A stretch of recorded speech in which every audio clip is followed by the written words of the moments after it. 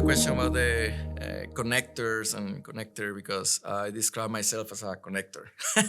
And I think for years, the cool has been always be a leader, be leadership. But we are missing connectors. There is no good leader if there is no connectors behind the great leader. And so connections is kind of everything to promote a product, to church, to even in the Bible, we see that Jesus is the greater connector. Uh, he was always with people. He was always connecting people. But he didn't connect people just to connect. He connect people to bring God, to bring hope to those people.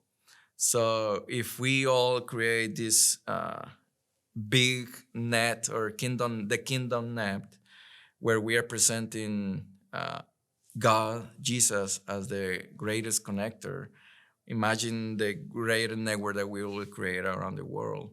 So it will take to be humble, to be open, to open the arms to others, and to be really connecting all different goals and ministries and organizations. But I think we see that Jesus is giving us that example to be a connector. The business model is also talking about to be a connector, and we need to empower this new generation that are looking to be a connector as well, and not to lead, but to all work together to one focus and goal.